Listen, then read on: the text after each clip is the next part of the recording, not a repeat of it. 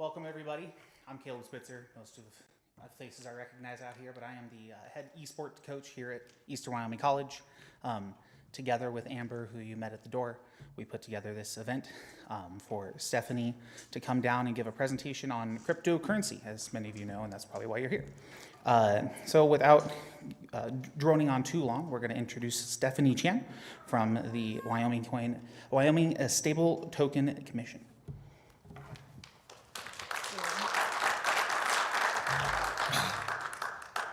Way too tall. Vertically challenged, excuse me. Good evening, everyone. My name is Stephanie Chan. I am the Senior Business Project Management Analyst for the Wyoming Stable Token Commission. I want to thank you all for making it out tonight, and for anyone who's watching online, appreciate the attention. Also want to give a special shout out to Eastern Wyoming College and for Amber Holland for putting this all together and bringing me out here. So tonight I'm going to be giving a presentation on cryptocurrency in Wyoming, and I hope that it will be educational and informative for everyone here. A quick disclaimer before we get started. I'm not going to read this whole thing, I'll just leave it up here. But basically, these opinions are my own. I do not necessarily speak for the Wyoming Stable Token Commission, nor the Wyoming Select Committee on Blockchain, Financial Technology, and Digital Innovation Technology. Further, nothing I say here is considered legal, financial, or tax advice. If you have any questions around those, please do consult a professional. And any key decisions made in regards to the Wyoming Stable Token Initiative is made by commissioners or the state legislature in public meetings. So a quick overview of the agenda this evening. I will be going over Blockchain 101, which is a very light overview of blockchain technology and digital assets. I will be highlighting Front and Wyoming and talking a little bit about the amazing work that the state has done in regards to digital asset regulation and highlighting some pilots and use cases on how people are using blockchain technology and stable tokens today. And then we will open up the floor for Q&A. We will have some panelists join me up here on stage, and we highly welcome any questions that anyone may have. So jumping right in, with Blockchain 101, a blockchain is a global distributed ledger of transactions. To put that simply, it is a shared database of permanently recorded transactions on a network that is not controlled by a singular entity, and anyone in the world with a computer and internet access can participate. And to better illustrate that, I have a little clip for you guys from The Simpsons. Oop, nope, that's not it. There we go. We'll explain cryptocurrency by clicking a link to TV's most beloved scientist, Mr. Jim Parsons. People think I'm a nerd, but I'm actually super cool. That's why I'm here to talk about the really cool subject of distributed consensus-based cryptocurrency. Kachinga.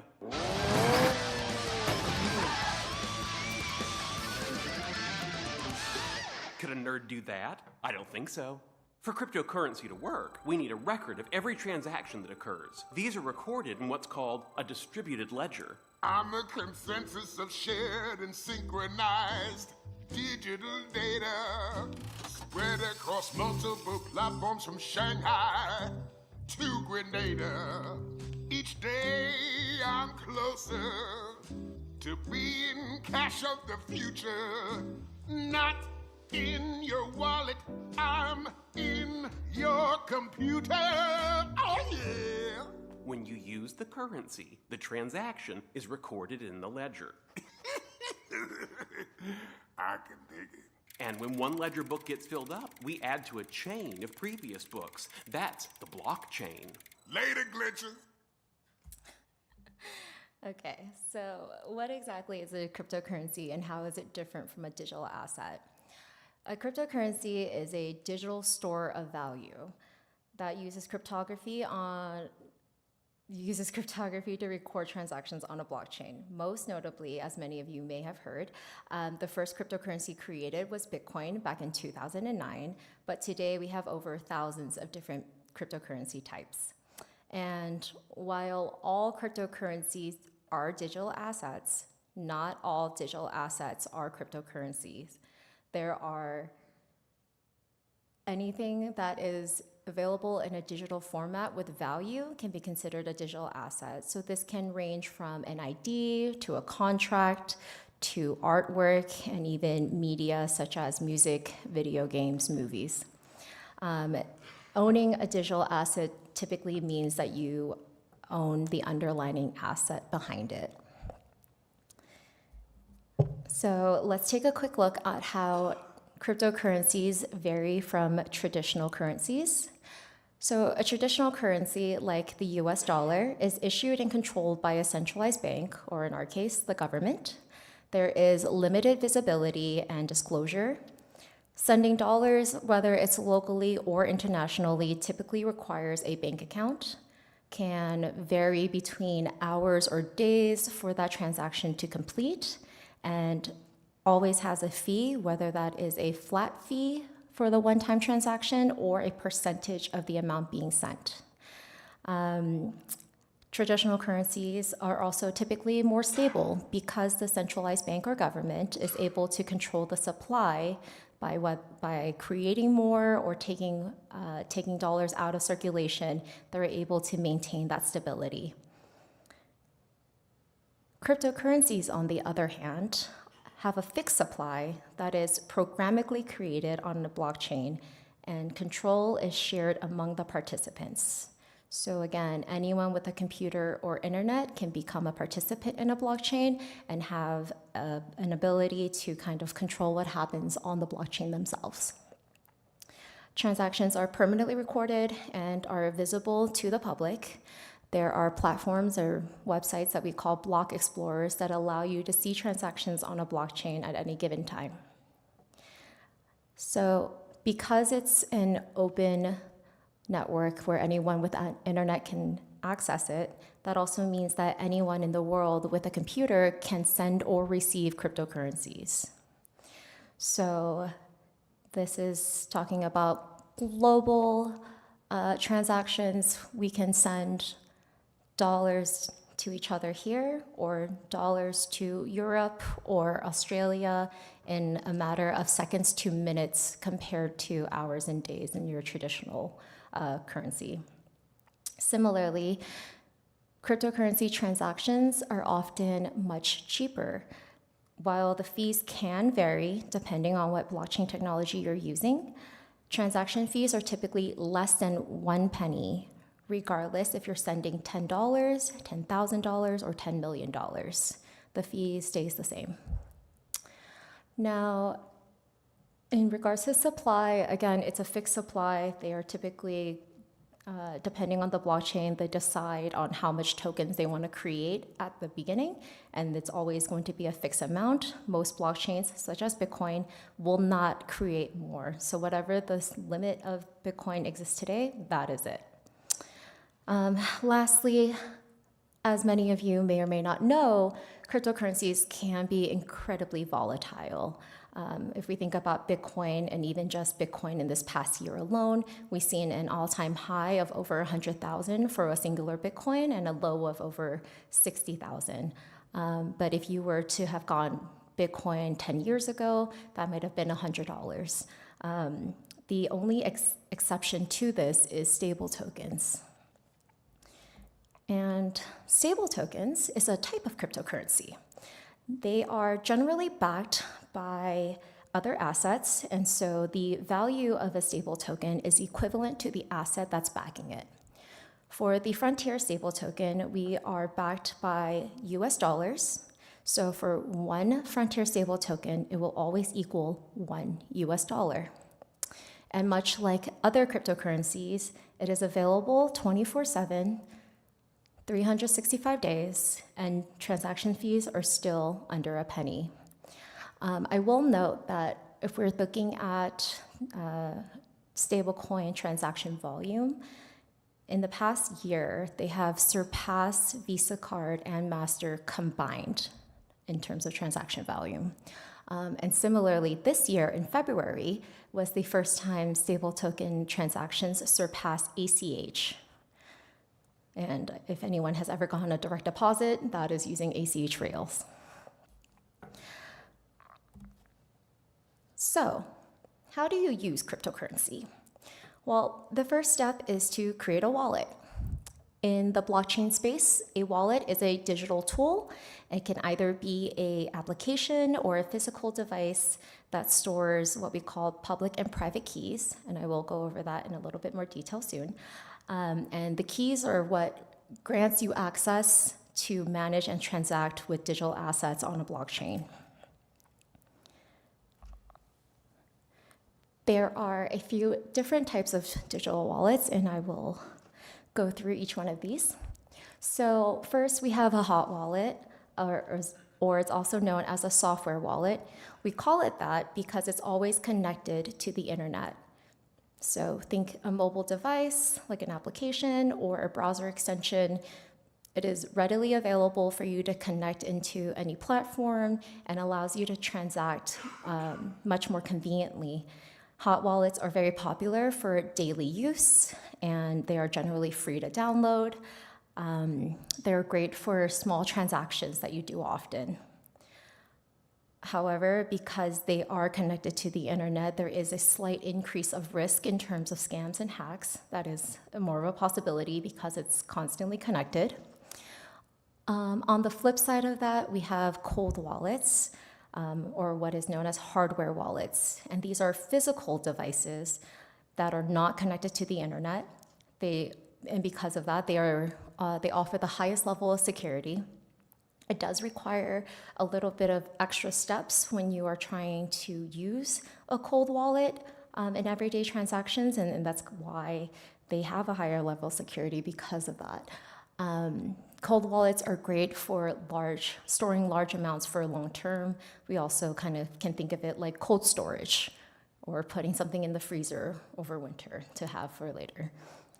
Again, there is a cost associated because it's a physical device, and so a lot of times it's really up to the individual user to decide what is best for them. Now, both hot and cold wallets can be considered self-custody wallets. And what that means is that the individual that holds the private keys are the only ones that can access the funds associated with that wallet. So there is no third party, there's no entity that is able to use those funds or gain access or seize or freeze them in any shape or form. On the other hand, we have custodial wallets. And custodial wallets are typically software wallets. They are wallets where a third-party entity holds your keys. This is most commonly seen in cryptocurrency exchanges. So they offer a lot of simplicity because you are able to create an account with an email and a password. If you lose your password, the exchange is able to help you regain access to your account and regain access to your assets. However, there is also additional risk there. You're basically giving your assets to a third party, and it really comes down to how much you trust that third party. In a worst case scenario, if an exchange shuts down overnight, there's typically little recourse for you to regain those assets. So a couple of different options. Highly recommend that everyone takes some time to consider what use cases they have for themselves and then pick a wallet accordingly. Some people do a combination of all three. There's no limitation to how many wallets you can have. Some people typically have a custodial wallet and an exchange account to be able to purchase cryptocurrency. They would put it into a hot wallet for everyday transactions, and then for large amounts of cryptocurrencies, they'll put into a cold wallet or cold storage for potential investments. But it really depends on how you want to use digital assets. One nuance that I do want to highlight is that the wallets themselves do not hold the assets. I know that's a bit of a tricky concept, maybe a little different than what we're used to with our current wallets in our pockets, but the asset itself is stored on the blockchain, and the wallet is more or less providing you the keys to manage those assets. So think of it much like an ATM card. The ATM card itself doesn't have money, But if you were to use it in a store or go to the bank, you're able to enter a PIN number and get your assets out. So it's very similar to that. And then, what does a private key actually mean? So I have this lovely graphic, and I want to thank our executive director for creating it. It is one of my favorite examples. But a public and a private key are, again, associated with wallets and how you engage with digital assets on the blockchain. The public key is basically the mail slot in this example. It is an address that you can give anyone that you want to transact with, whether that be a business, another person, or an application. You can share with them your public key. They are then able to put mail, in this example, or assets into your wallet. But without the private key, which is the lock, no one is able to actually take anything out or do anything with it. So the private key is more or less kind of like the password to your digital assets. So it's imperative that you never share your private key and have really good storage with it. So if you lose it, unfortunately, there's no one that's going to be able to help you regain that. So again, public key, mail slot, things can go in. Private key unlocks it and lets you transact with it at your will. So just to reiterate what I just said, it is imperative that you do not lose your private keys. If it is a self-custody wallet, again, there is no entity that can help you regain access. If it is a custodial account, again, if you lose your password, they can help you, but at that point, you actually never see the private key, so you don't have to worry about it. It is said that there are over around 23% of existing Bitcoins that are lost because they have poor key management. And so without that private key, no one is able to move it off of the blockchain. And so they're kind of lost forever. And while the industry is working on ways to make it easier, we're not there yet. The best practice is just to ensure that you keep your private keys to yourself, save them offline, and store them somewhere safe. So getting a little bit into Wyoming and the Frontier Stable Token. Wyoming is actually the leader of digital asset regulations. Since 2016, the state has passed over 50 different digital asset laws that range from property rights to privacy rights to revenue diversification, like the Wyoming Stable Token Act. The Wyoming Stable Token Commission was created after the passage of the Wyoming Stable Token Act in March 2023. We are overseen by Governor Mark Gordon, State Treasurer Kurt Meyer, State Auditor Christy Racinas, as well as 4 other appointed subject matter experts. Our Executive Director, Anthony Apollo, was appointed in September of 2023. I joined the agency in September 2024, followed by the rest of my colleagues, and we completed the team in December 2024. Since then, the agency has completed 7 concurrent requests for proposals, which helped us identify vendors and helped us to develop and deploy the stable token. In March 2026, we deployed testnet tokens, which means that the tokens have no value and is strictly used for testing the technology. On August 19th, 2025, we deployed tokens that did have value, however, still kept it internal for additional testing before we made it publicly available to everyone, January 7th of this year. And today, Front is available for purchase on Kraken, which is a Wyoming domiciled exchange. So the Frontier Stable Token, or Front, as we call it, is the world's first fully reserved USD-backed stable token issued by a US entity. So not only are we the first state to do this. In the US, it's the first state in the world. So some key details is that, again, one front is equal to $1. We back our stable token with cash, US treasuries, and repos.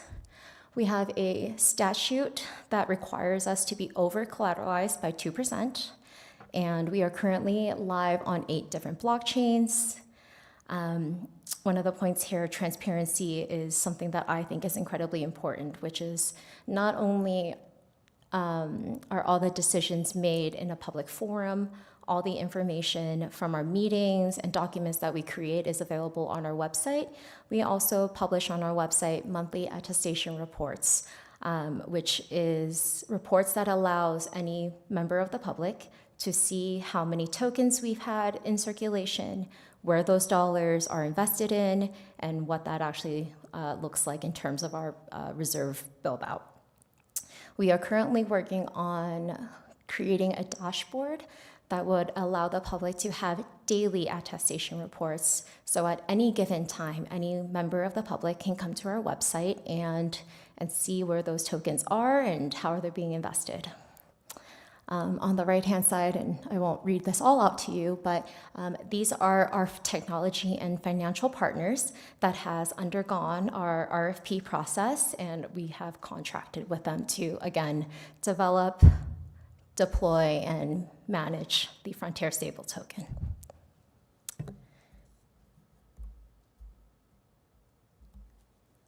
So some of you may be asking, why did Wyoming launch a stable token? Well, one of the reasons is, again, because the state has passed over 50 pieces of digital asset laws. We see it as a way to kind of connect all of these laws together and become a bridge. As many of you know, Wyoming is an oil and gas state. That is a finite resource, and while it might not run out in our lifetime, this Wyoming stable token is a way that we can create revenue for future generations of the state. And just to clarify that a little bit more, the dollars that we take in to back the stable tokens are invested into treasuries and repos, and it is the interest earned on those reserves is how we make revenue. So we don't charge fees. Everything is strictly on those reserves. One of my personal favorite reasons of why is within our statute, the interest earned on the reserves after we've met the over-collateralization actually flows back into the school foundation program. So I like to say that we are a public goods project, and I like to say that we do it for the kids.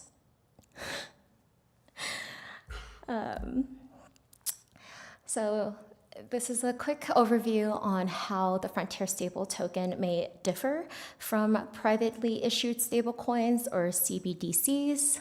And a CBDC stands for central bank digital currency.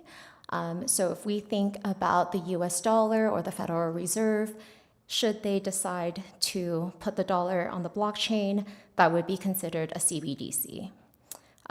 Because it would be controlled and issued by a central bank or government, they do not have to have anything backing it, much like the US dollars, they can print at will. It is, they can control how the CBDCs are used, generally not creating revenue from that, and any report and visibility are government controlled. In the middle, we have a quick overview of USDC and USDT, which are some examples of privately issued stable tokens. The issuers are a private company, meaning that they have typically a board of directors that they report to. Reserves may not always be transparent, but they do have some flexibility to decide what they want to back their tokens with. They may or may not decide to release any reports about their financials. And One really interesting component of these private issuers is that they are beholden to the regulators that they fall under. And some of those regulators do have specific rules on how their tokens may be used. So for example, USDC, which is issued by Circle, in their terms of service, state that you cannot use their token for prescription medicine, to pay your taxes. And while they did rescind this recently, last year you cannot use USDC to purchase firearms. That was something that they had hidden away in their terms and conditions. On the flip side of that, the Frontier Stable Token is issued by the state. We have our commission that governs us, as well as state statute. So state legislatures are able to create new laws, and that does kind of provide some guidelines on how we operate. We are required by statute to be over-collateralized by 102%, and we do have a permitted basket of investments, which are US dollars and treasuries. Again, we feel that we're incredibly transparent. All our information is available on our website. We have public meetings, public comments on the rules, monthly attestation, which I will also note, I believe we are the first company or first stable token to ever have monthly attestation and to be that forthcoming with our token. So personally proud of that one. Usage limits is interesting. We received a letter from the select committee that more or less told us that the token is for any lawful use. And following that, we kind of made it known that if you wanted to purchase firearms with the Frontier Stable Token, you can. That's when we found out that you couldn't do it with Circle, and a few months later, they caught wind of that and decided to run tail and change their mind and change the terms and conditions. But we were certainly the first to point that out. And unlike private issuers, where profits go back to shareholders, revenue generated from the Frontier Stable Token goes back to the state of Wyoming. And in the previous slide, it does go back to, again, the school foundation program, but we hope that if we are able to earn enough revenue, we will be able to help out other agencies within the state and other initiatives without needing to raise taxes for Wyomingites. So this is a quick overview of a timeline that kind of shows how much work has gone into creating this project. The statute was first proposed in January of 2022. It was finally passed in March 2023. Again, Anthony joined as executive director in September, and the rest of the team was hired about a year later. And since then, we've done a lot of rigorous testing before finally publishing it and making it live for everyone here. Okay, so I've been talking a lot at you for a hot minute.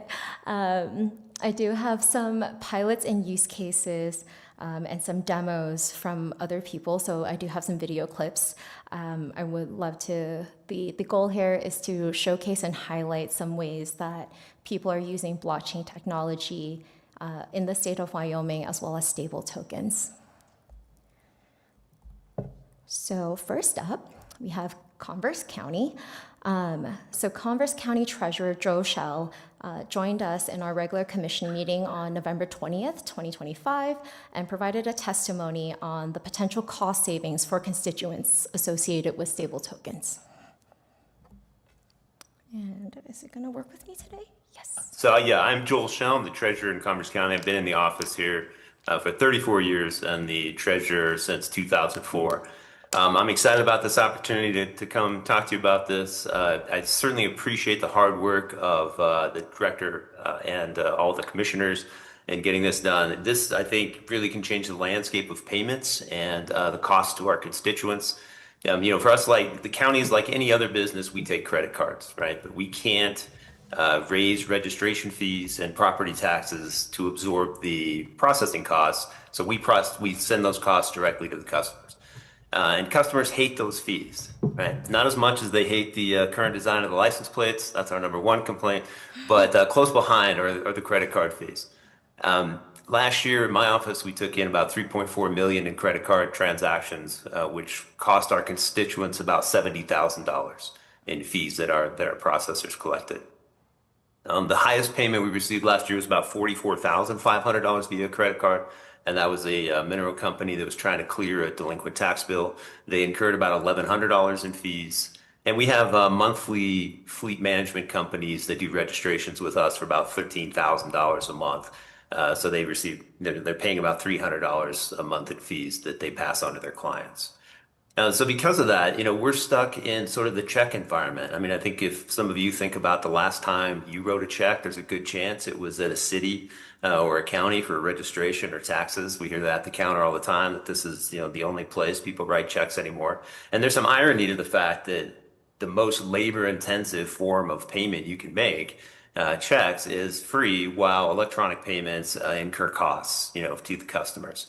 So we're anxious to get out of that climate and to move into something else. And I think electronic payments, especially the stable tokens, would let us do that. So next up, we have a company called Cattle Proof, which is a Wyoming-based livestock technology company. They utilize blockchain technology and is able to put steer data on chain that follows the steer all the way through its life cycle. They are the first USDA process verified program that runs on blockchain, which means that the USDA does verify and recognize their process for claims. Blockchain and crypto are transforming the way that cattle are traded. My name is Mark Tague. I'm a fourth generation cattleman from Oklahoma. I live on a ranch that's been in my family for over 120 years. I am the Chief Revenue Officer of Cattle Proof Verified. My name is Rob Jennings, and I'm the CEO and president, co-founder of Cattle Proof. We run what's called a Process Verified program, and we use blockchain to record attributes of cattle so that information can transfer up the supply chain to the people who need it. The idea is, within the cattle business, the consumers generally today, they want to know more about where their beef comes from. And we have blockchain technology take that data and pass it all the way through the chain, all the way to the plate. Blockchain is really at the crossroads of the Old West and new tech. How ranchers raise their cattle, what they do, the humane treatment, the stewardship of the land, and all those kind of things can be validated on a blockchain, and that information can be passed on to the consumer.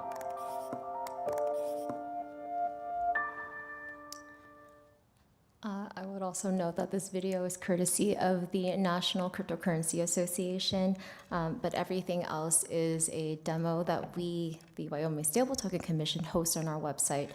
So this video is available on YouTube, but does not belong to us. Everything else, the demos are actually much longer. These are just kind of clips of those. I do recommend that you take a look, if you're interested, at our YouTube page, and you can see the full demos from our public meetings.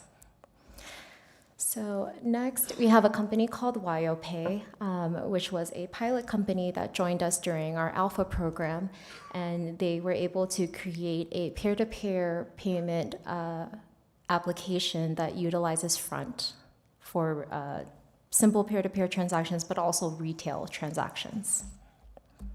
So much for having us. It's a pleasure to be here today. My name is Candice Jarrett. I am here today with my co-founder, Chris Vasillo, and together we have created consumer infrastructure that makes blockchain easy for anyone. Our motto is see the benefits, not the blockchain. On the outside, Excova is a service provider that provides white label user interfaces that look and feel like the apps people already use, but works with any token. No wallets, no gas, no friction. Excova makes sending crypto as easy as sending an email, which I'll demonstrate for you in a moment. Under the hood, Excova runs on blockchain. We use battle-tested blockchain technologies like smart contracts, account abstraction, and gas sponsorship to deliver token-driven white label apps that look and feel like Venmo or PayPal. Which brings us to WyoPay.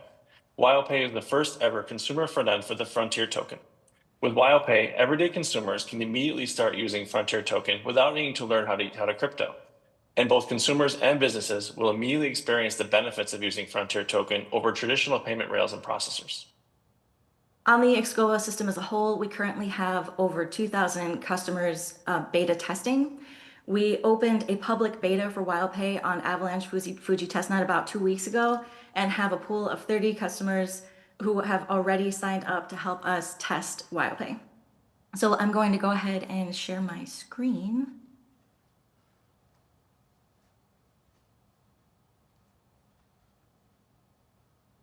Just want to make sure everyone can see that okay? Looks good. Okay, great. Okay, so when you log in, all you have to do is put your email address in. That's it. There's nothing to download. There's no browser extension, nothing. You just go to, well, right now, beta.wildpay.me, eventually wildpay.me, and you will just put your email address in. So I just put in an email address, and it's going to send me a code. So I go over to my email, I wait for the code to come in.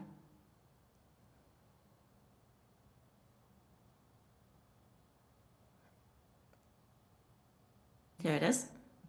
And then I copy the code and I go ahead, put it in here and verify the code. And then it will bring me right to my WildPay dashboard. Now from here, we can see a bunch of things. We can see my transaction history, but just say I want to go ahead and I want to send somebody Frontier Token. I click the pay button and I go ahead and I put in their email address. So I'll just put in an email. And I'm going to send them one Frontier Token. And at the top, notice we see the balance is 2072 Frontier Token. I'm going to put in one and send it. And I just want to note that this transaction is completely gasless. So when I send one Frontier Token arrives. And it won't be deducted from my account or from the recipient's account. It is completely gasless. So click OK, and see up here, we see 1972.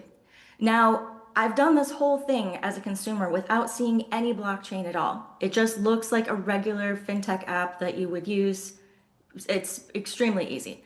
But if I want to confirm that this transaction did happen on the blockchain, I just go back to my, I go back to my system and I see that this is the transaction and I can view it right on the Block Explorer. So I see that I sent one Frontier Token right there. Okay, now just say I want to request. So requesting is very easy. It works the same as the other flow. You go ahead and you put in one Frontier Token or however, I'm not sure if I want to request 5. And then, oh, actually, I can't because this is for the purposes of this beta. We actually limited it to 1 or less, but eventually you'll be able to request however much you want. So, and then I go ahead and click request by email and I could put an email address in right here and just request it. However, just say I didn't want to request by email. I want to do it instead by a QR code. This is very useful for businesses that have point of sale systems. So you can generate a QR code and then anybody can scan it. So just say the customer shops as normal, they pick out what they want, and then there's a tally of how much it's going to be. They can go ahead and tally it up, you know, and then have the customer go ahead and scan the QR code. So.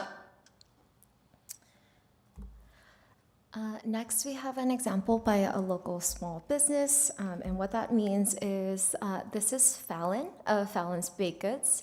She is a local resident of Cheyenne, Wyoming, who runs a micro bakery for handcrafted caramels and baked goods. This is a market that she did a week ago, and as you can see here in this corner, she has a sign that says Frontier Stable Token accepted here. So, and to be clear, she's not using the previous WyoPay platform. She is using her own wallet for this transaction, and I will be talking you through what that looks like for a small business like Fallon to be able to take stable tokens as a form of payment. So as you can see here, we are going to her wallet and opening the QR code associated with that wallet. The customer is able to scan that QR code and get the public address, enter in the amount, which is 5 front for this transaction, and submit the withdrawal of 5 front. And then back over at Fallon's wallet, literally within seconds, you can see that the balance has increased, and double checking, we can see that 5 front has been deposited into her wallet. So, as a special shout out as well, Fallon has given us some caramels that she's made. So if you, it's outside on the table. If you didn't grab some on your way in, please do grab some on your way out. I did write down what colors and flavors are associated, so I do highly recommend that everyone gets a piece at least. The last demo that I have is on agentic payments. The Wyoming Stable Token Commission's technical intern, Kayla Sherwood, did a fantastic job in creating an AI agent that utilizes Front for payments of academic papers. And I will just let Kayla explain it herself. Hi everybody, I'm Kayla Sherwood, and today I will demonstrate 2 payment modes using the Frontier Stable Token on Solana DevNet. First, I will demonstrate a traditional client-initiated payment, followed by an agentic payment from agent to agent. So this project came from a real problem I faced as a student, where traditional academic journals often required expensive subscriptions, even when I only needed access to 1 article. So with X402, I was able to build an academic library that can support a pay-per-article model instead of the subscription model. So let's enter the library here. And if you want, you could talk with the librarian agent to assist you with your research, but today for the demonstration of payment flow, we'll find our article. And it looks like this is the article that we are looking for today to purchase. To unlock the full paper, it costs 1.5 Frontier Stable tokens. So let's go up here and connect the wallet connected, and then pay and unlock and confirm the transaction in my wallet.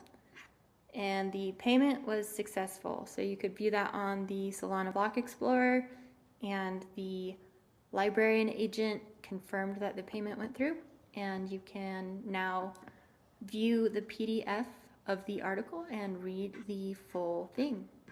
So that was the client-initiated flow. Over here, I have my research assistant, Bison1, who I told I was researching BTC and Trust, and my research assistant went and found that paper we were just looking at in the library. This application over here is connected to a different wallet that has not paid for access to the article yet, so I told the agent to please purchase the available paper. So my research assistant will go out and talk to my librarian assistant, and they will make the purchase using X402. So while we're waiting for the payment to go through, we can talk a little bit about why this matters. Oh, looks like it already went through. This matters because it lowers access barriers by enabling pay-per-use instead of the subscription models, and it gives developers more consistent control and ways to monetize content and APIs. Thank you for watching. Okay.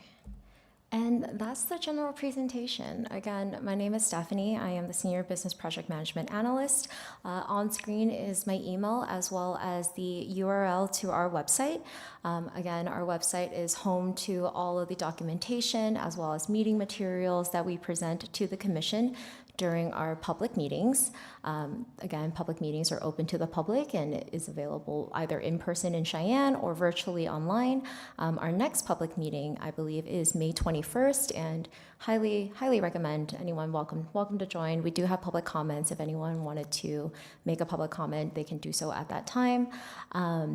if you scan the QR code, it will just take you to our website, but we are also can be found on YouTube, Twitter, GitHub, and Warpcast. And that's all of my time for now. We'll now get into Q&A, and I do have some special guests that will be joining me up here for Q&A. And again, highly encourage and welcome any questions. We have some time carved out for this, so whatever questions you want to ask, please do so.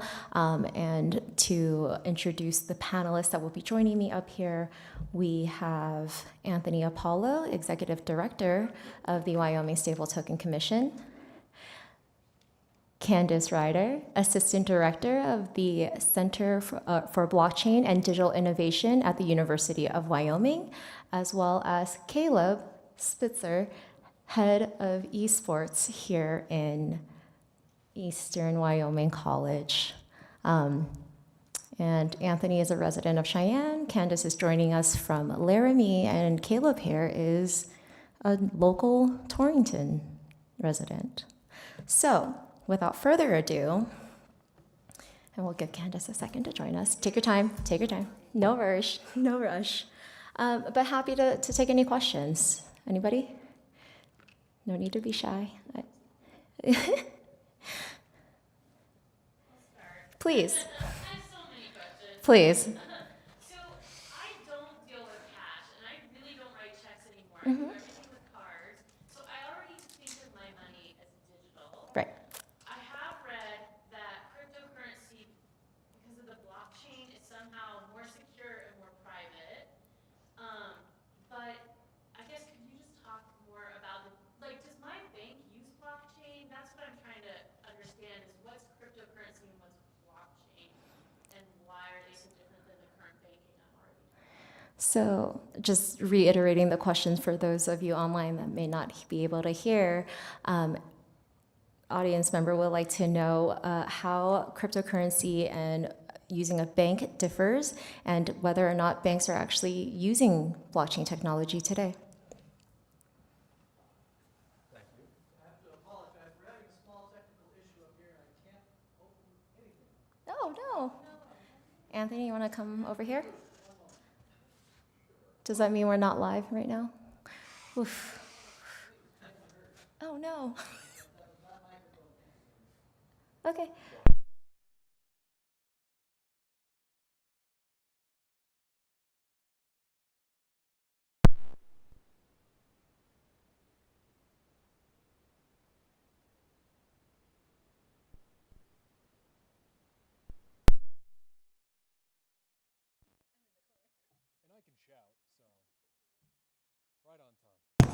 So a couple questions inside that question. So I think the first and most important to understand from the technical perspective, it was what is the difference between blockchain and cryptocurrency? So if we go all the way back in Steph's presentation, we said a little bit about that, but happy to go into more detail, which is that cryptocurrencies are a type of digital asset, but not all digital assets are cryptocurrencies. A blockchain is, again, really just a ledger of transactions. So when you open your bank account, getting into that question, think about it as the debits and the credits. The blockchain technology is how those transactions are verified on any given ledger. A cryptocurrency is something that's built on top of that technology. Now, the first thing I will note is this industry has done an incredible disservice to itself with how it names things. So you mentioned cryptocurrency. We'll talk about Bitcoin. Well, Bitcoin is the cryptocurrency. What's the name of the blockchain that Bitcoin runs on? It's Bitcoin. What's the name of the protocol, the technical protocol that tells the blockchain how to operate? Any guesses? Bitcoin would be correct. So they got a little bit better over time with Ethereum being a blockchain and Ether being the cryptocurrency, but it's caused a lot of confusion along the way. So the way to really think about it is blockchain is the underlying technology that powers not only cryptocurrencies like a Bitcoin or like an Ether, but any kind of digital asset on top of it, like the stable token that we're working on, but it also could power digital identities. It's a platform that you could, in the future, potentially vote on.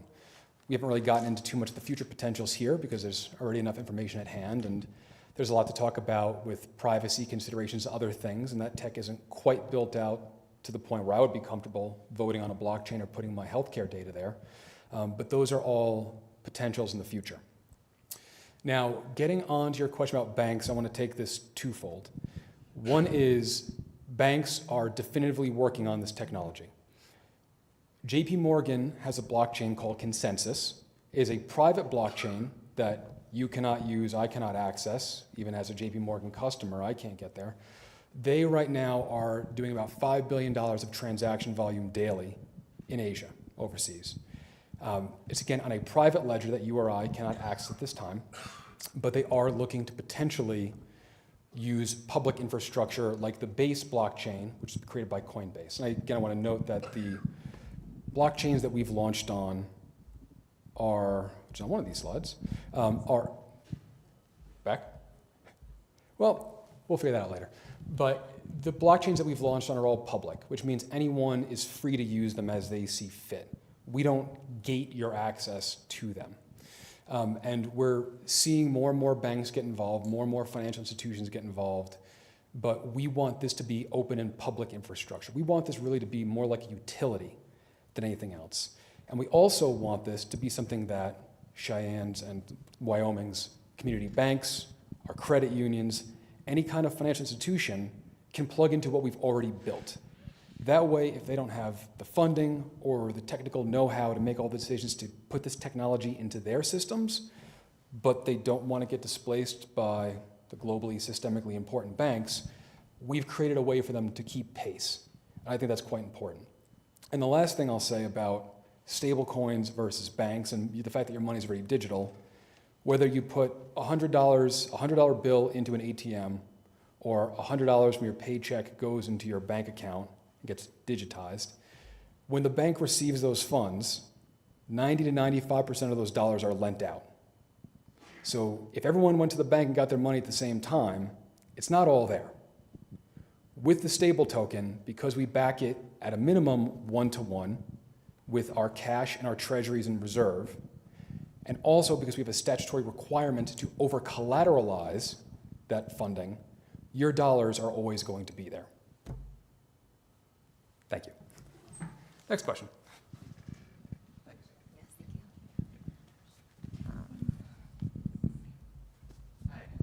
Yes. I have a question for y'all. Maybe a bit of a tangent here. It was kind of mentioned in your just saying that we could use the blockchains to save and transfer other types of information, maybe healthcare information, the Cattle proof. this Yeah. chain there, Mhm. maybe identity or voting information. So I guess where precisely is this information stored? I guess I understand the transactions are somehow stored in like the hashes. Is that so? Then this will have to be storing maybe more information than just this much dollar goes to this person. Where is that stored or how? I'm going to oversimplify this for those online, but how is information and data stored on blockchains? Is the gist. Okay, we'll see if this works. So the transactions are done by block. That's why it's called blockchain. So each block references the previous block. That's part of the hash. So when you look on a block explorer, you can see everything that is there that is public information, not your private key, things like that. So each blockchain is decentralized. There is no centralized server that holds all of this information.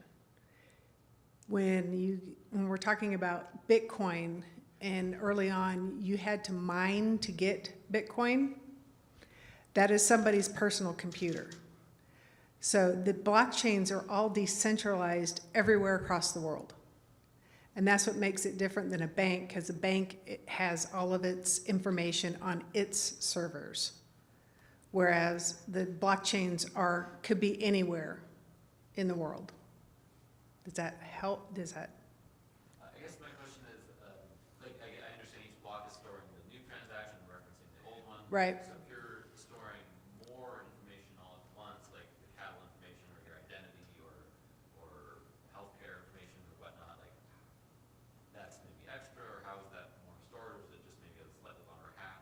slightly longer, bigger block, and each blockchain determines what the block sizes are. So one blockchain can have longer or more information per block than other blockchains. I would also add that some of these digital assets are in the form of NFTs or non-fungible tokens, and that itself is a representation of the data that's being transacted. Any other questions? Our next question? Yes, please. Referencing where you had the picture, kind of like a mailbox with a lock on the other part. Yep. On that. Okay, it talks about a person with your public key can send access to your wallet. Mm-hmm. Is the public key that they would send on the same public key that you would pay on? Is the same public key that you send on the one that you pay on? Is that the question? Yeah. So do I have a key that I would receive funds on, and do I have a key that I would pay on? Got it. And neither can be swapped to do a transaction. So the easiest analog to think of when it comes to the private key address, the public key address, is your email address. You can receive an email. For me, it's anthony.apollo@wyo.gov. I can also send emails from anthony.apollo@wyo.gov. So I can receive the asset, I could send an asset from that same public key address. Now, if you are doing your own custody of digital assets, you may want to have many different digital wallet addresses from which you can send or receive. So I know folks who use a hosted wallet. Stephanie mentioned those custodied wallets at a third-party exchange where they hold your assets and they do all their spending and transacting out of there. I've been in this space for about 10 years. I think I pretty much use a wallet for any kind of new transaction, so I have 350, which is great for operational security. It really sucks when it comes time to do taxes. But, and each of those, to be very specific, each of those public wallet addresses also has its own private key behind it. So they're all unique in that capacity. Does that help answer the question? Yeah, because it seemed to me like as long as I had an email address and was sending some form of payment, I could also work around and retrieve payment through that same email address if the email is the key to sending. Yeah. Does that make sense? It does, and I think I'll a bit more on that. If the email address is how people are sending you the email, you need the password to actually be able to access that mailbox and respond to the email. So in that case, the password would be your private key. So while your email address in theory gets you the payment to a point where you then can move it to a digital wallet, is that sort of how that works? I don't understand much about this, so I'm really in the dark. So No, I'm what trying to wrap my head around. Of course, no, and we welcome all the questions. So yeah, the public key is kind of like is your address of how they get you funds. And when you are sending transactions out of that wallet, that public key is what is recorded on the Block Explorer. But the only way that you're able to manage or access those digital assets is with the private key. So if you don't have a private key associated with that address, you are unable to move those funds. Okay, so is each transaction creating a new key? No, it's only associated to one wallet. You can create as many wallets as you want, but it is, yeah, one private key to one. Yes. No different than accounts. Yes, exactly. Just set that up. Exactly, so. I had another question came to mind was about if I'm using stablecoin to do transactions, this doesn't make much sense how I'm going to try to say this. It just doesn't make sense in my mind. That's okay. So stablecoin, if I were to purchase something from somebody in some other country, and I sent them a stable coin, could they return assets in a different stable coin? For instance, Bitcoin.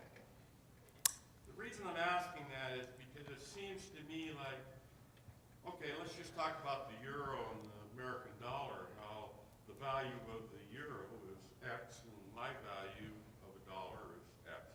Well, when you start playing around with that, now we start talking about a difference in value. And so while stablecoin is, as I understand it, is, you said it's a dollar for dollar. Mm-hmm. It is what it is. It's always going to be a dollar for dollar. Yep. It's not going to grow. It's not going to get more. As I understand it, it's Mhm. going to be a dollar. Yep, correct. Today it's a dollar. 50 years from now it's a dollar. Correct. But all the other assets that we're dealing with in this are like the euro. It's going to fluctuate. So what makes the stable coin value? It seems to me like it's going to have to fluctuate with economy. It's kind of like how we degrade the dollar, how it gets worth less and less. Even though it says a dollar on the face of it, it's only worth what, 75 cents or something? I don't even know exactly what it is worth. Right. It's worth less. So how does the stable coin stop those kind of things from happening? Or does it? Or that all stays the same and this is just a form of something that's worth a dollar? So I heard two questions from that. One was, are you able to trade in stable tokens for another digital currency or digital asset? And the second question was, how does stable tokens maintain its stable value? Sure, happy to take that one as well. So a few things. One is you are touching on a quite important subject, which is the purchasing parity of the dollar. So we've created essentially a digital analog of $1. It's $1 wherever it goes. Now, 20 years ago, that dollar would buy me a cup of coffee and a pack of gum. My latte at Starbucks was $7 yesterday. So what we're doing is not going to fix that problem, perhaps overnight.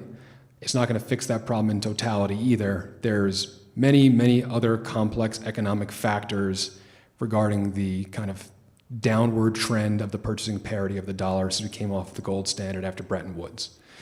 That being said, one of the things we didn't get into in this presentation, but one of the reasons why the state and the US federal government are very interested in this technology is because it could increase the dollar's usage abroad and make it more valuable. So we know, for example, that 90+% of foreign transactions are ultimately settled in dollars, but that number is also decreasing. We know that there's no shortage of saber rattling from the BRICS Plus coalition about them creating their own digital analog of whether that's a digital ruble, they already have the yuan in China. Having something that would allow for more easy to settle, cost-effective transmissions of the US dollar is going to be critical in an increasingly digitized world. That's where we're going, and that's part of the technology we're building. So part of what we're doing is looking to shore up the value of the dollar and preserve its status as a world's reserve currency. That's one kind of macro political point. And the second one I'd note is we've got about $38 trillion of debt. And we've been flirting with that 39 number for a couple of months now. Federal government prints money. It's in the form of debt. We need buyers of that debt. The buyers, the foreign nations who buy that debt over the last 3 to 5 years have been on a downward trend. So if that was to continue and there's no net new buyers of debt, we could fail a treasury auction and everything goes to hell.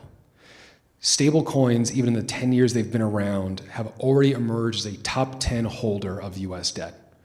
And there's one stable coin organization called Tether. They have a stable coin called USDT. They've got about $180 billion in market cap right now.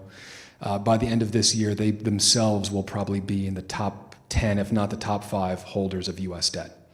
So this is an important kind of backfill for foreign interest declining as well for the US to maintain its position. And again, I'm not for printing more debt or having more stable coins in circulation so we can print more debt. I'm on the opposite side of that spectrum where we need to prevent a failed treasury auction, which would make all of our bonds go to hell. And after that, it's kind of game over, pretty macro perspective. I know it's been a long-winded answer already, but I also want to address one of your other points about other foreign currencies, because all these things are changing in value on a day-to-day basis. So now with our stablecoin, we've made it very simple, and I think there's a lot of strength in that foundation. You give us $1, we give you a stable token, you redeem that stable token, we give you your dollar back. Once it's out into the wild, people can do things like spend 100 Frontier stable tokens, our token, for 0.0006 Bitcoin. So you can transact in your Frontier token for a different cryptocurrency. But there are other fiat currencies also being released as stable coins. Now, in this market, currently 99.5+% of stable coins are USD denominated. Europe can't get out of its own way. Japan is changing its regulations now to try to stimulate more interest, but they are all working on it. And one of the things that could be very interesting in the next 2 to 3 years is the ability for blockchains to handle Forex translations between dollars and a stable won, a stable yen, a stable euro, in a way that the pricing between those two assets is always transparent, and the markets are always liquid, meaning they have some amount of volume there. And that's important because if you don't have that price discovery in real time, what very wealthy investors can do is short currencies. We saw this with the pound, and that's, I'm not going to get into the politics of all that, but you could have very wealthy investors make a lot more money with that, but it really sucks to be one of the holders of the British pound when it gets shorted and tanks. So what we believe is stablecoins can be a way to mitigate against some of those currency risks for the actual populace and users of those currencies. Anything you wanted to add on that? Yeah. So on the foreign currency side of things, right now,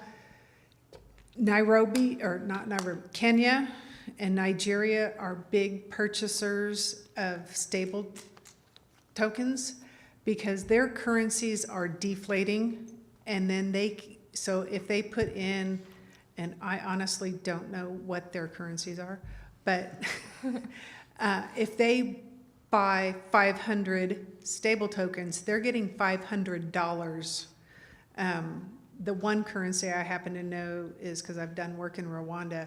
When we first started going there in 2015, it was about 900 francs, Rwandan francs per dollar. Right now, it's about $14.50. So they would benefit if they had bought stable tokens because our dollar, it's dollar for dollar. So in the third world, it's very important for the stable tokens, for them to buy the stable tokens so that they don't lose in their own currencies.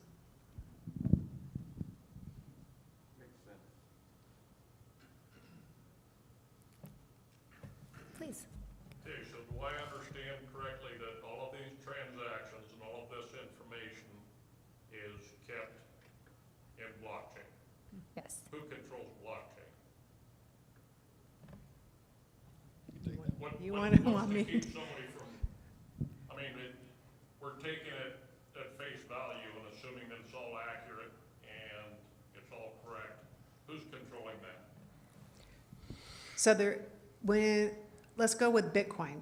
Bitcoin is completely decentralized. There is no entity, there is no one corporation or even one group of people that manages the blockchain. People you can go out right now if you have 1.6, are they about at 1.6 terabyte yet? Yeah, that's about where they're at. So if you have a 5 terabyte drive, you download it, you have a copy. When each Bitcoin is created, each block is created, there's a validation process. And a lot of people who are within the network, so there's thousands of people on the network who have all downloaded the most recent copy of the blockchain, and then they verify the next block. And then when that consensus comes about, then that block is added to the chain and everybody downloads it again. And that happens about every 10 minutes. And so it depends on the chain, the blockchain that you're, so whether it's Solana or Avalanche or Ethereum, yeah, I forget, Cardano. There's so many. Several thousand. There's several thousand blockchains. And so it's, Manipulate that blockchain, you're downloading bad information then, right? right, but it'd be, Everybody's downloading the bad information. So everybody gets to look at the bad information and that becomes gospel. no, Okay? because it wouldn't pass the verification process and the consensus mechanisms. Then verified by all these people that are downloading that. So there are not people out there intelligent enough to make that appear to be real and accurate. And when these people download it, they look at it and say, oh, okay, that took place. But maybe that didn't actually take place. Do you have a better answer? Yeah, so I think one of the things, I know we're talking about people managing the network, but in reality, it's people who've set up computers that we call nodes. Those nodes are all governed by cryptography. So it's not like there's people manually processing each transaction. It's all governed by, again, very robust cryptography, different hashing mechanisms. And what happens is, for Bitcoin, let's say, it's governed by the hash rate. And I apologize if this answer can get a little bit technical. Essentially, Bitcoin operates on mathematical principles to complete one of these blocks of the Bitcoin network and to earn a Bitcoin as a reward for that. Your node, your computer, has to solve incredibly artificially difficult algebra equations. So we all remember like x to the second plus y equals z. Imagine that with several hundred variables, right? So the miners in the Bitcoin network, again, these nodes, are doing teraflops of computations to figure out what the answer to that algebra is. And then whichever computer solves that first raises his hand and said, I figured this out. And then all the other nodes on the network need to verify that that's the correct answer. And that's why a platform like Bitcoin takes up so much energy, which has been one of the criticisms of that platform, because it's this hash rate. You need to put a lot of computing power in to figure out that math problem. But when that process happens, the verification that Candace was talking about to say, hey, I figured this out, if you want to get that Bitcoin, all the other nodes on the network need to agree not only that you figured out the problem, but the transactions inside of that block, all the transactions in the Bitcoin network for the last 10 minutes are valid. So they take a look at them, and again, there's not humans going through each transaction individually. It's all based on encryption, verification, and some of these very robust computational processes. I also do want to acknowledge something you've touched on, which is how someone can manipulate the network. So with something like Bitcoin, because that hash rate is so high, the amount of energy that Bitcoin as a network uses is higher than the energy utilization of Denmark. You would need to have your computer, your node, individually overpower 51% of the nodes on the network. That's why the decentralization that Candace mentioned is so important, because when you have so many users, it becomes nigh impossible for someone to compromise the network by overpowering everybody else. And there's no shortage of analytics platforms that look at the concentration risk of the hash rate, whether it's by country, by user, by even the technology that, the type of technology people are using to mine blocks of Bitcoin. Because if you compromise the tech, well, maybe you can compromise the network. That's why the decentralization is so important, and monitoring this stuff is so important. There are plenty of other much smaller networks that we don't pay any attention to, that you've never heard of, that have been compromised by what we call a 51% attack, because the network wasn't large enough and wasn't decentralized enough to protect that attack vector. And when that happens, there's what they call a blockchain reorg. People can go back and change history. Now, it's very obvious when that happens, and when that happens, people will inevitably stop using that network almost immediately. That's why when we did the exercise at the Stable Token Commission to figure out what blockchains we wanted to launch on, we had a months-long kind of certification process to make sure that anything that handles the Wyoming Stable Token has enough users, is sufficiently decentralized, has all these mechanics in place to make sure that this wasn't a concern for us. So I do apologize for the long-winded and technical answer, but you asked a very astute and a very real question that requires us to get a little bit into the weeds on that one. That actually helps me to better understand. I appreciate that. Well, I appreciate that because I feel good about taking that response and making it a little less complicated. Thank you.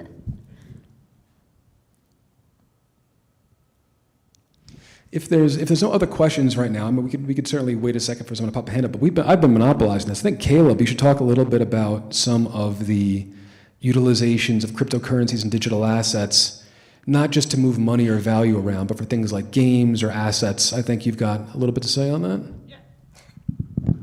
Yeah, so part of what we're doing in our esports program is working with the College Foundation to use blockchain technology to empower and support our esports athletes.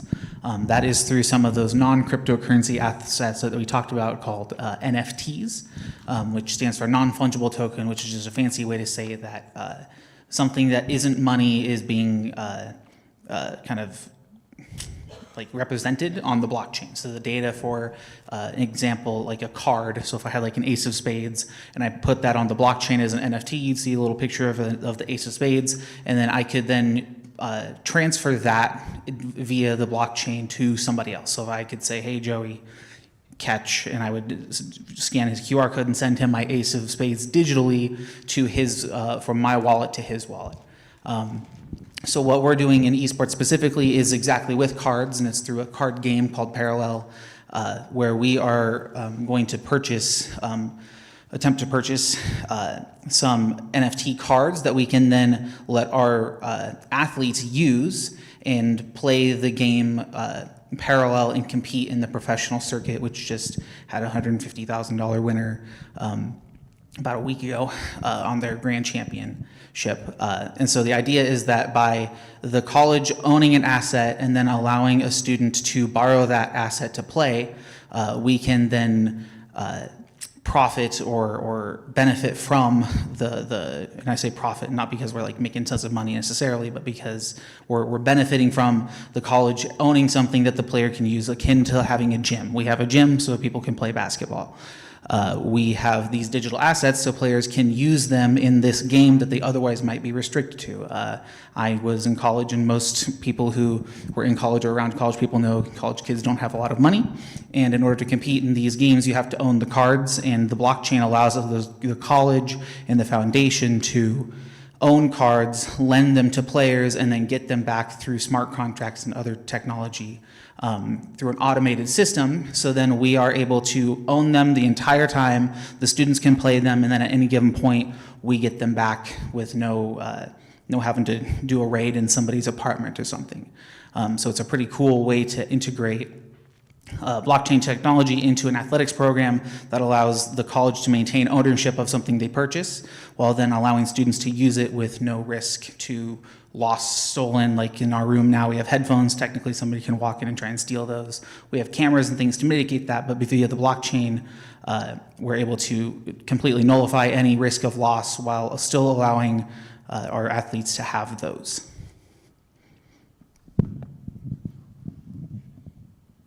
And that was a lot, and not a lot what we talked about, but. It's a great use case. Questions? Yes, Amber. Can I ask one last question? Oh, please. Does anyone else have a question? No, I'll ask one last one.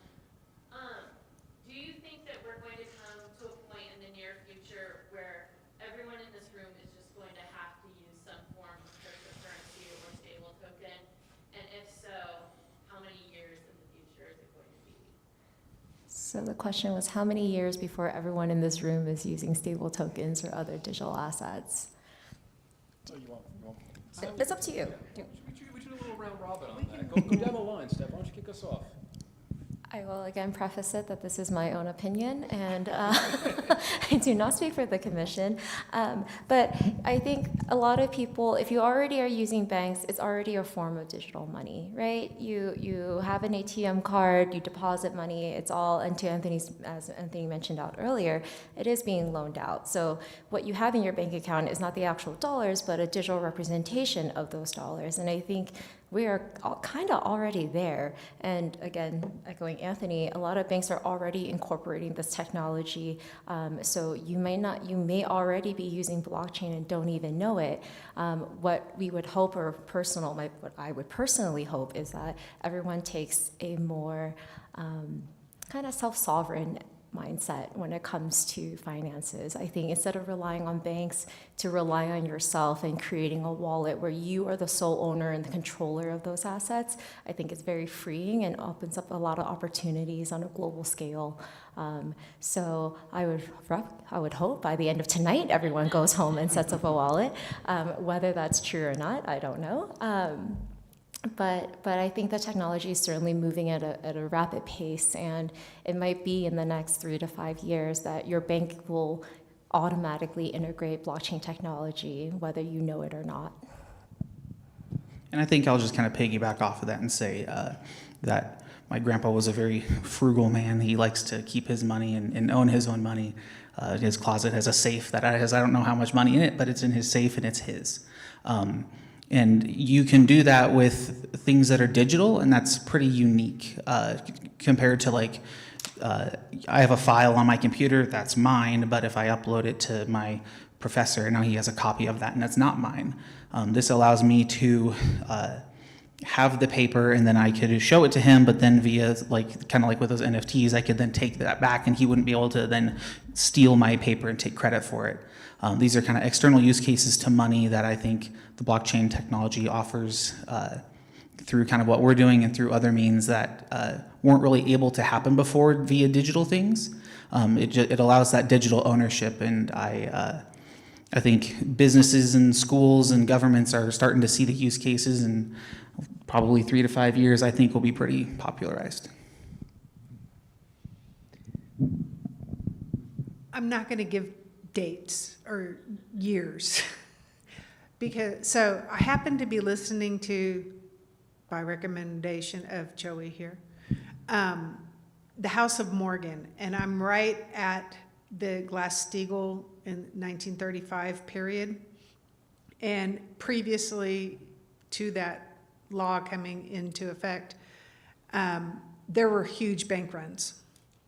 And just as Stephanie mentioned, if you go to the bank, your dollars are not there. So changes were made, new laws were put into place.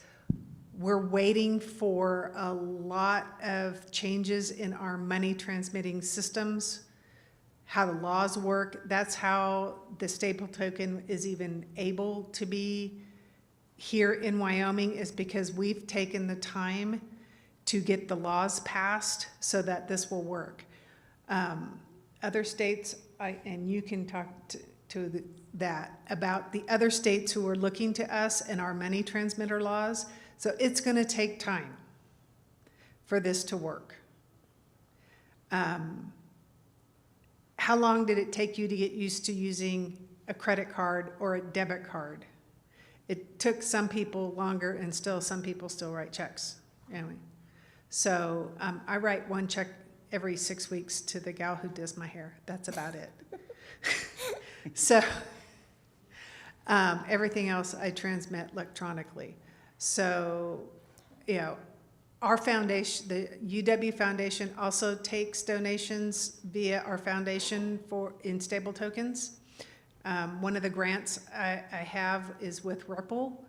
They send us XRP, and then we transmit it, and then I can spend it on students. So it's just going to take time.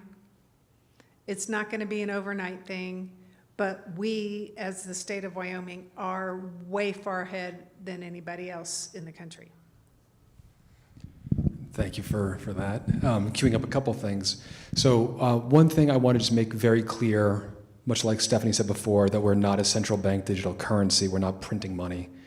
We are also not a currency. right? We've gone through a lot of the regulations and we've gone through statute to make sure that we don't contravene the Constitution in which states cannot create their own currency. That's why we're backed by dollars, we're backed by US debt.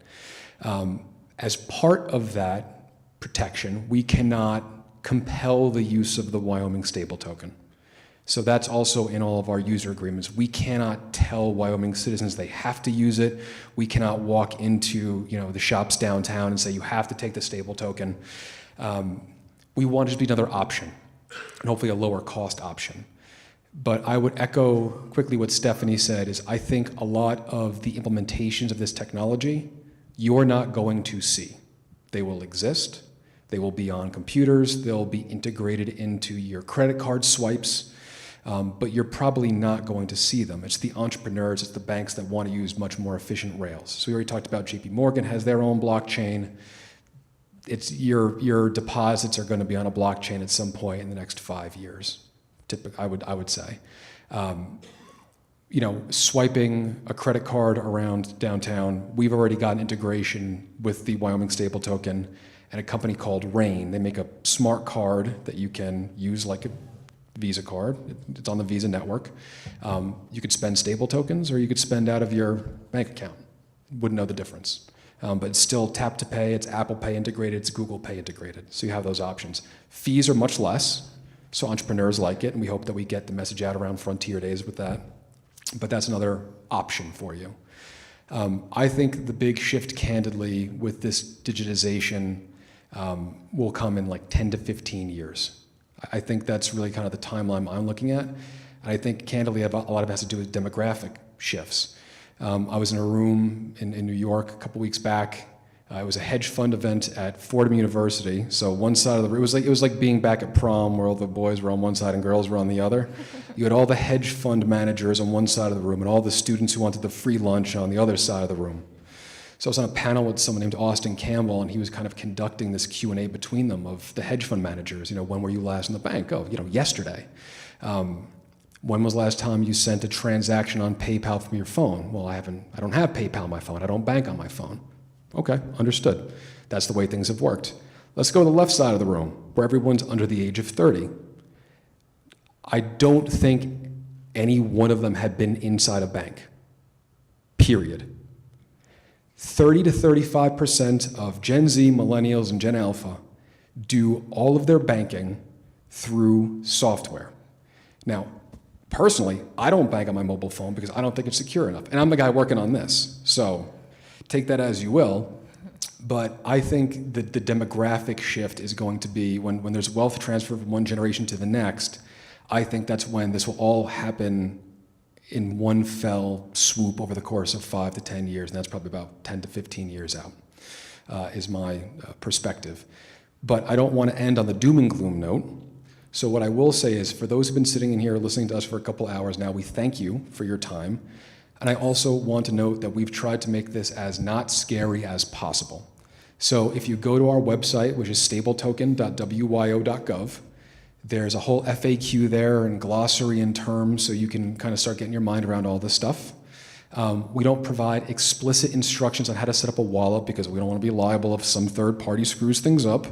But there are references to a couple of different wallets that you can set up, and all of those that we have listed will give you their current, hopefully, recommendations on how to do that.